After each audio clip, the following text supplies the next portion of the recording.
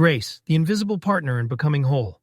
A reflective exploration of Part 4, Grace, from the road less traveled by M. Scott Peck, examining health, healing, serendipity, resistance, and the unseen forces that support human growth.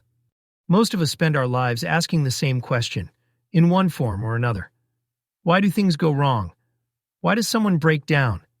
Why does illness appear? Why does a life fracture under pressure? But in the final section of The Road Less Traveled, psychiatrist M. Scott Peck turns that question inside out. He asks something far more unsettling and far more hopeful. Why do so many people not fall apart?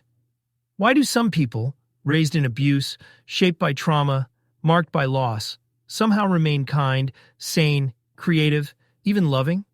From a purely psychological standpoint, many of them shouldn't. And yet they do.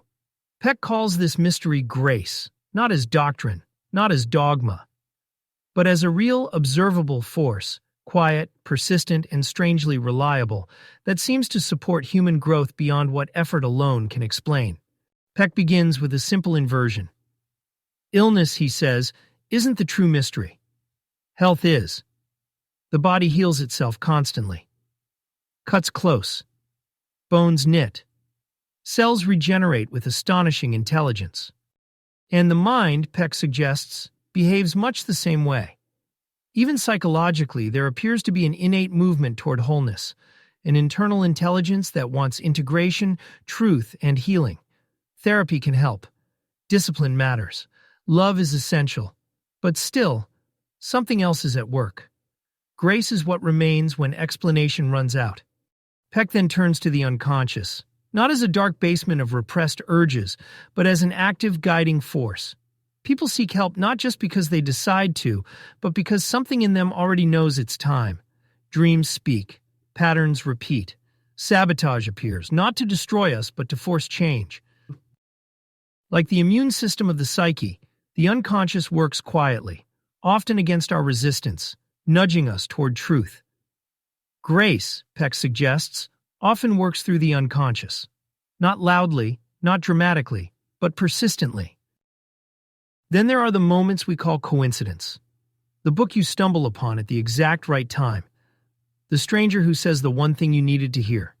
The detour that quietly reroutes your life. Peck calls these moments serendipity. Not random luck, but alignment. Grace doesn't always arrive as a miracle. Sometimes it arrives as timing, and you only notice it if you're paying attention. But Peck is not sentimental. He reminds us that there is a counterforce at work, too. Entropy. Left alone, systems decay. Rooms get messy. Relationships erode. Lives drift. Spiritually, entropy shows up as avoidance, denial, laziness, and fear. Grace pulls upward. Entropy pulls downward. And growth happens in the tension between the two. Grace never overrides our will. It invites, which means it can be resisted. Here Peck takes a sharp turn.